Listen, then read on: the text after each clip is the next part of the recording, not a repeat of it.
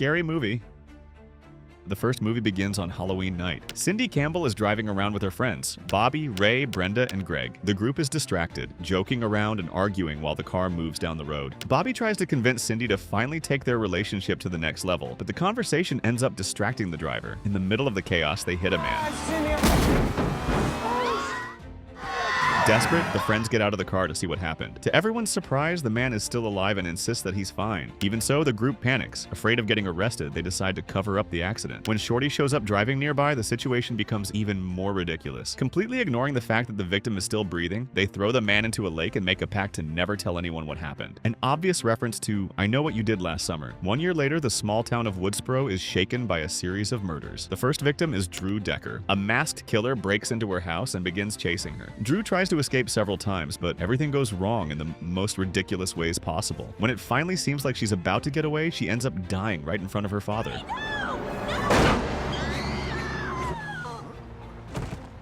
Did you hear something? No, I didn't hear anything.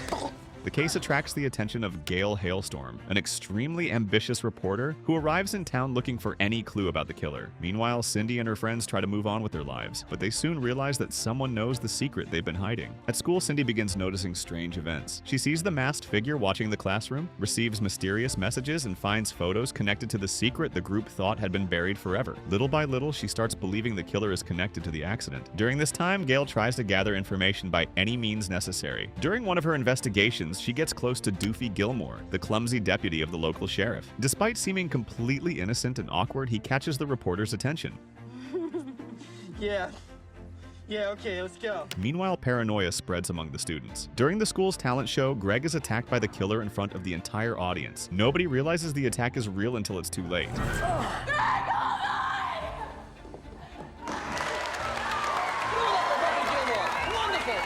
Shortly afterwards, Cindy receives threatening phone calls at her own house. The killer reveals that he knows her secret and begins chasing her through the home. She barely manages to escape.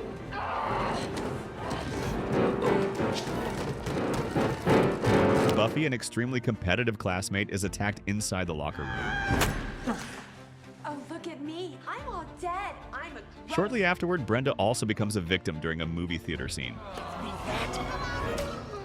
On the night of the party, everything spirals completely out of control. The killer moves freely through the house while the guests continue having fun without realizing the danger. Cindy and Bobby finally end up alone together and share an intimate moment. Soon afterward, however, Cindy asks a simple question that changes everything. Where were you tonight? What? Bobby reveals information that only the killer could possibly know. You turned out to be the killer.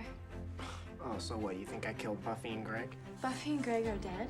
Before she has time to react, the killer appears and seemingly attacks Bobby. Cindy runs through the house in terror while trying to figure out who's lying. The truth begins to emerge when Bobby reveals he wasn't actually injured. The blood was just ketchup.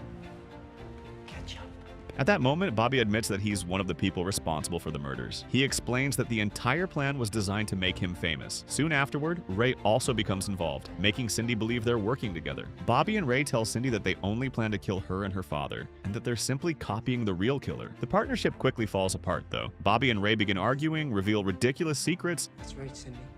I'm gay. In case you haven't noticed, so is Ray.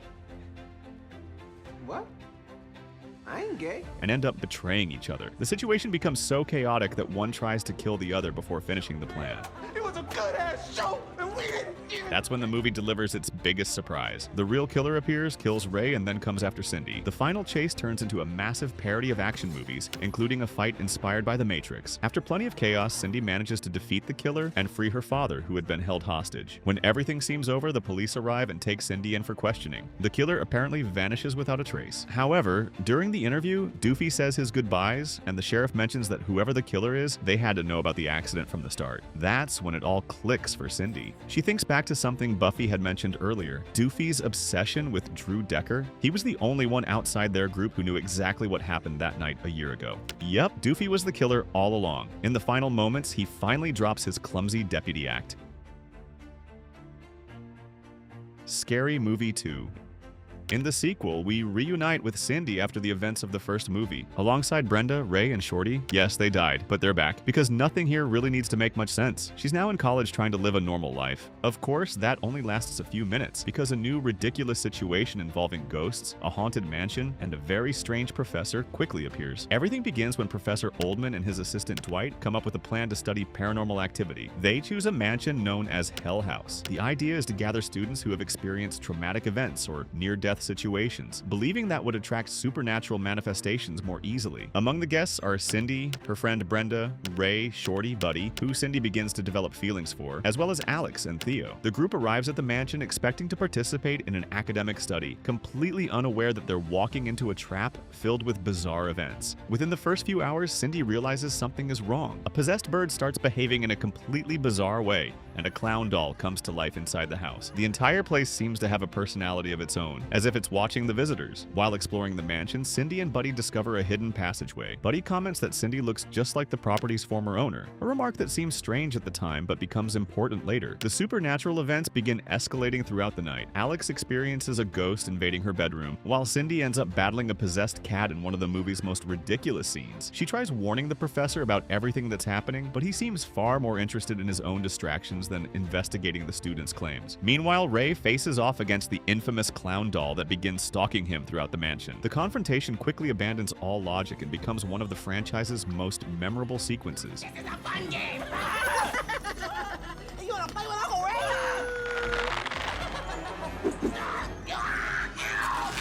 Shortly afterward, a supernatural entity makes contact with Cindy and temporarily possesses her body. Under the spirit's influence, she walks down to the mansion's main floor and begins acting completely differently. Once the possession ends, Cindy finally pieces together part of the mansion's history. She discovers that the former owner caught her husband being unfaithful. Consumed by rage and deeply in love with the mistress of the house, the mansion's caretaker, Hanson, the guy with the strange hand, killed both the husband and his lover. Ever since, the husband's spirit has remained trapped in the mansion as a poltergeist. And that's exactly the entity behind all the supernatural events taking place. While everyone else struggles with the situation, Shorty embarks on his own adventure. During the night, he's captured by a giant living marijuana plant that literally tries to smoke him. Thankfully, his friends rescue him before the situation becomes even more ridiculous. Buddy begins suspecting the professor's true intentions and decides to follow him into the basement. There, he overhears a secret conversation between Oldman and Dwight. The two have no intention of letting the students leave until they've gathered enough supernatural evidence for their experiment. Soon afterward, Theo manages to steal the mansion's keys, but before the group can escape, the poltergeist attacks again. The professor is lured into the basement by the entity and mysteriously disappears.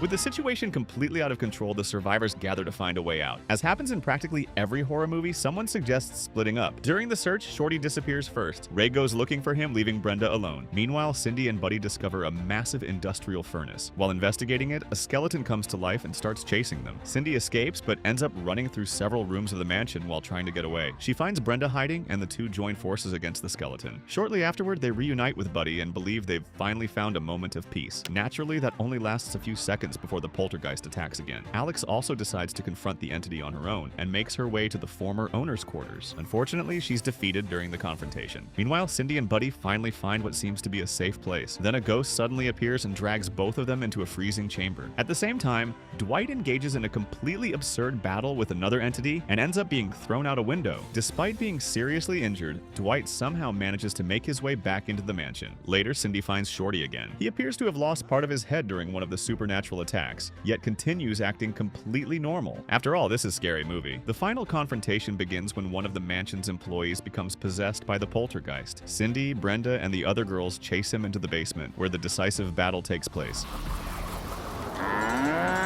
With Dwight's help, they expose the entity's true form. Cindy confronts the poltergeist directly and manages to lure it onto a special platform. Once the mechanism is activated, the spirit is finally defeated, ending the haunting of the mansion. With the danger apparently gone, everyone manages to leave Hell House. Shortly afterward, life seems to return to normal. Cindy and Buddy go out on a date together, but before they can enjoy the moment, Buddy mysteriously disappears. Then the formerly possessed employee reappears for one last attempt to scare the survivors. Before he can do anything, however, he's run over by Shorty, ending the situation in the most scary movie way possible. Did you hear something? Nah, I ain't hear nothing. Scary Movie 3. The third movie begins by introducing Tom Logan, a farmer who suffered a tragedy years earlier when his wife died in a brutal car accident. Next, we meet two teenagers, Becca and Katie, discussing a terrifying urban legend. According to the story, there's a cursed videotape that kills anyone exactly 7 days after watching it. The two girls watch the tape, and shortly afterward, they're attacked by a supernatural entity. Neither of them survives, setting in motion the mystery that drives the entire story. Meanwhile, on a farm near Washington, Tom Logan is trying to move on with his life alongside his daughter Sue. One day, he and his brother George notice something strange happening in their fields. Following Sue's screams, they discover enormous, mysterious circles carved into the cornfield. The phenomenon attracts media attention and quickly becomes headline news. Cindy Campbell now works as a television reporter and covers the story for a local station. Despite the incredible discovery, her reports receive very little attention. Outside of work, Cindy takes care of her nephew Cody, a child who displays strange abilities and seems capable of predicting events before they happen. While picking Cody up from school, Cindy reunites with her best friend Brenda Meeks. At the same location, she meets George Logan, who invites both her and Brenda to attend a rap battle. During the event, George takes the stage alongside his friends Mahalik and CJ. He surprises the crowd with his performance and even defeats a famous opponent. However, everything falls apart when he decides to do this, and causes such a huge scene that he's thrown out of the venue. Shortly afterward, Brenda reveals to Cindy that she watched the mysterious cursed videotape. Terrified, she asks Cindy to stay with her so she won't be alone. The two spend time together while various jokes and scares unfold around them. However, when the predicted moment finally arrives, the entity known as Tabitha appears and kills Brenda,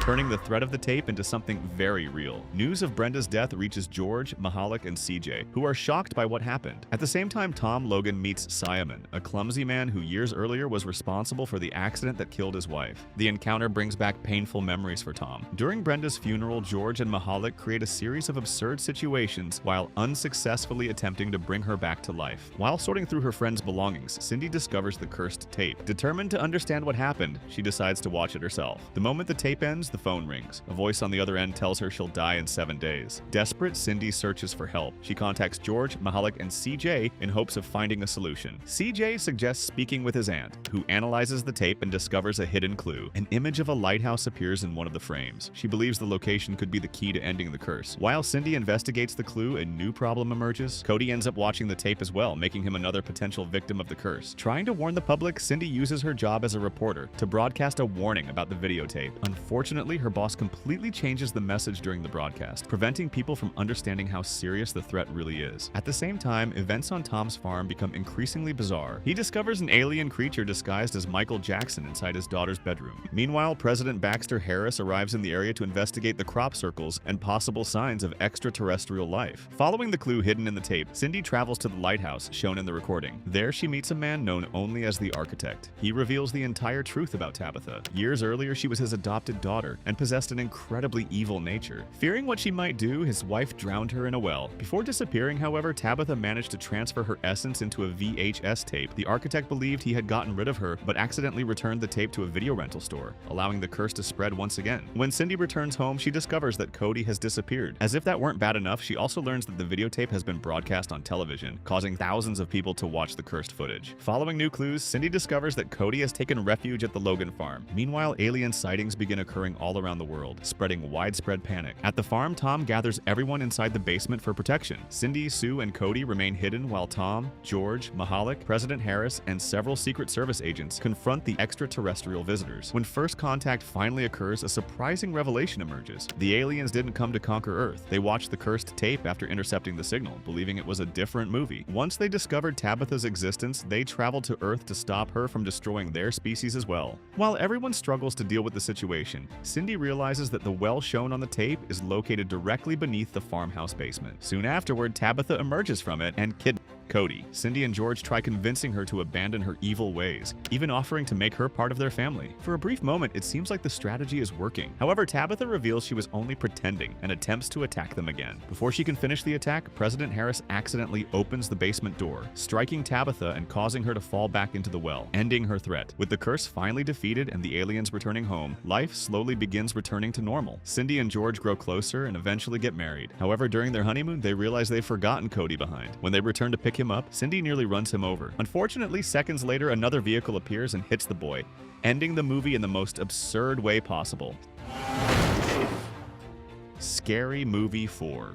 The fourth movie opens with a direct parody of the Saw franchise. TV personalities. Shaquille O'Neal and Dr. Phil wake up chained inside a bathroom, while Billy, the puppet behind the game, explains the rules. The room is slowly filling with toxic gas, and the only way to escape is by making a basketball shot to reach a set of saws and amp their own feet. The plan is already ridiculous, but everything gets worse when Dr. Phil cuts off the wrong foot. Shortly afterward, he passes out, leaving both of them trapped, while the gas continues spreading, resulting in their deaths. Meanwhile, Cindy Campbell travels to New York to visit Tom Logan. Since the events of the previous movie, a lot has changed. George is dead, Cody has been sent to military school, and Cindy feels completely alone. Tom isn't doing much better either. In a moment of desperation, he attempts to take his own but accidentally swallows Viagra pills instead. The exaggerated effects of the medication lead to a series of absurd situations that end with him losing his balance and falling from his apartment balcony. After this tragedy, Cindy decides to start over and accepts a job caring for an elderly woman named Mrs. Norris. The woman lives in a supposedly haunted house where strange events seem to occur constantly. Within her first few days, Cindy begins witnessing supernatural phenomena, including appearances by a pale, ghostly boy. At the same time, we're introduced to Tom Ryan, a divorced man who lives next door to the haunted house. He's trying to rebuild his relationship with his children, Robbie and Rachel, who come to stay with him for a while. During this process, Tom reconnects with Mahalik and CJ, familiar faces from previous films, who find themselves involved in several awkward situations connected to a romantic adventure they once shared. As the days pass, Cindy and Tom grow closer. During an honest conversation, Cindy reveals details about George's death, explaining that he died during a boxing match she participated in.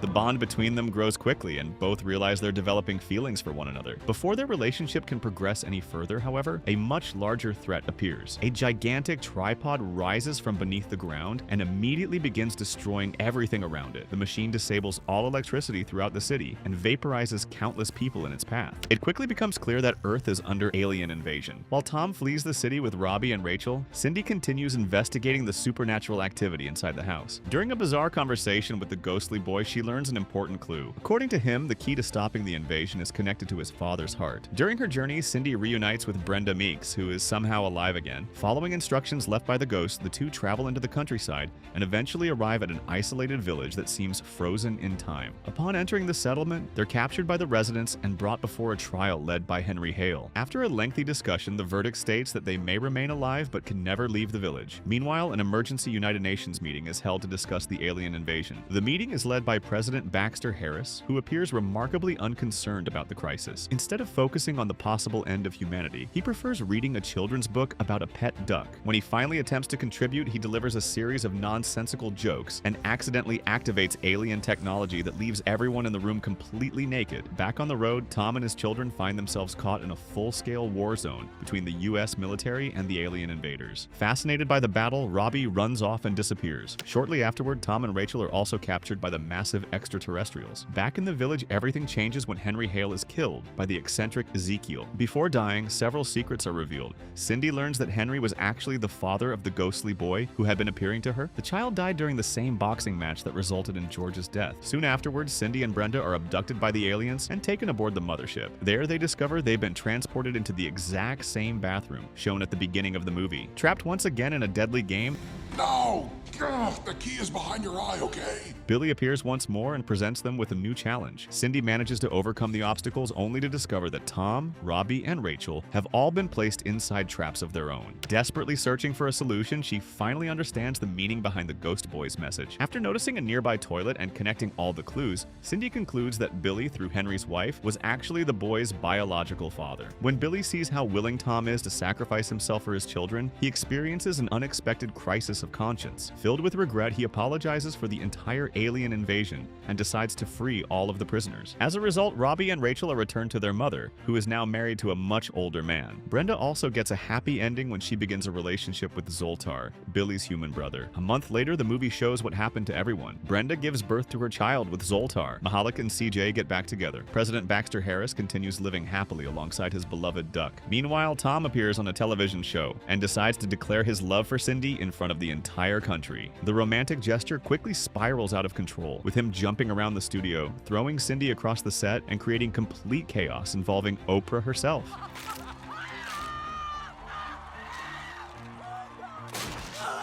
Scary Movie 5.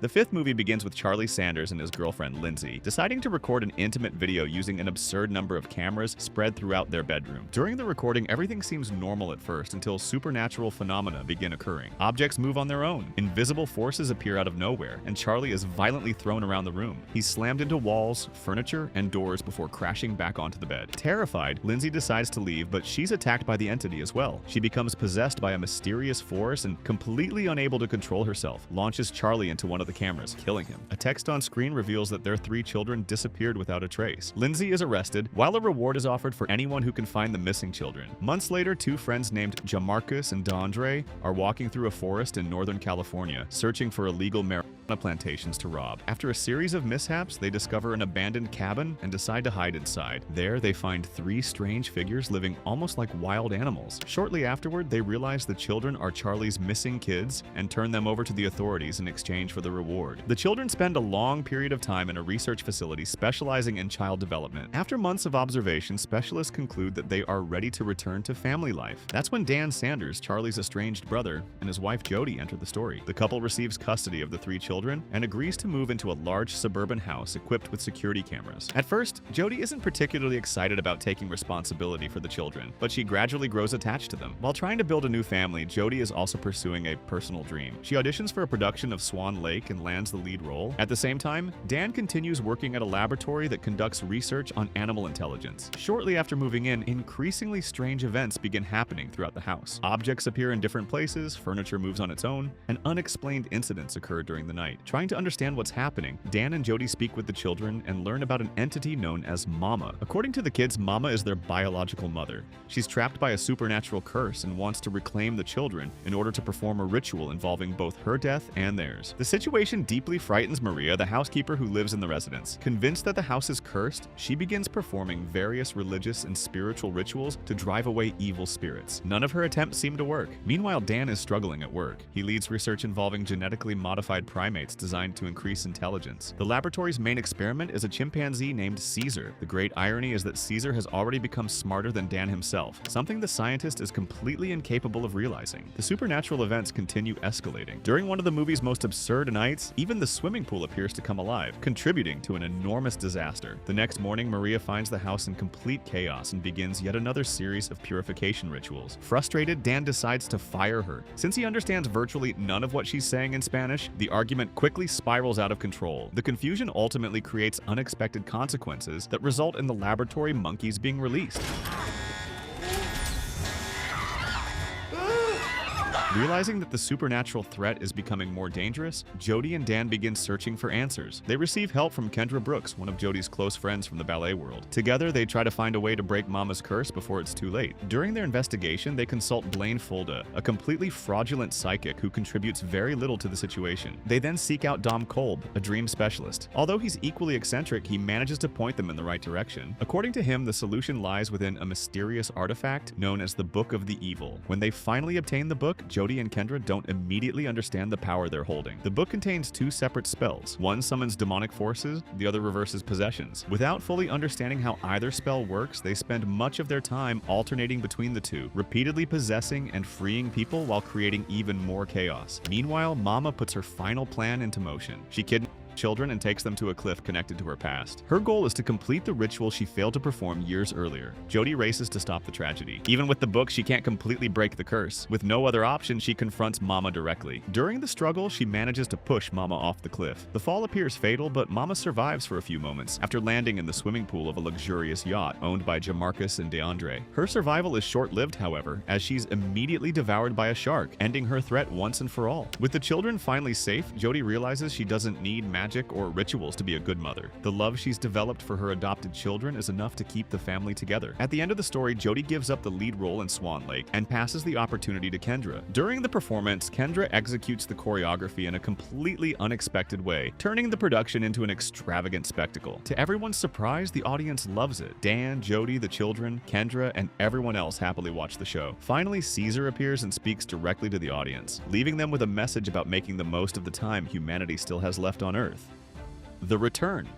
Scary Movie 6. After being dormant for more than a decade, Scary Movie 6 promises to do something fans have been waiting for since 2001, bring the franchise back to its roots. The biggest sign of that is the return of the Wayans brothers, creators of the first two films, along with the return of Anna Faris as Cindy Campbell and Regina Hall as Brenda Meeks. That reunion alone is enough to trigger nostalgia for anyone who grew up watching the franchise. Unlike the later installments, the new movie appears to be returning to the classic formula that originally worked so well. Cindy, Brenda, Ray, and Shorty are back to face a new wave of chaos involving a masked killer. While the script takes advantage of virtually everything that has happened in horror movies over the past several years, and there's certainly no shortage of material. The film parodies productions such as Megan, Terrifier, Get Out, Midsommar, Sinners, The Substance, Longlegs, and the newer entries in the Scream franchise. On top of that, there's plenty of room to make fun of reboot culture, endless sequels, spin-offs, and all the trends that have dominated the genre in recent years. At the end of the day, the expectation is simple. If the first 5 movies existed to parody the horror films of their respective eras, Scary Movie 6 seems determined to do exactly the same thing for a new generation, while embracing the spirit of the original films. And, well, if you'd like, we can make a future video talking about the story of the 6th movie as well. But honestly, it doesn't seem all that different from what we've already seen here. It's mostly just a new collection of references to modern movies. They even managed to throw in references to Michael Jackson somehow.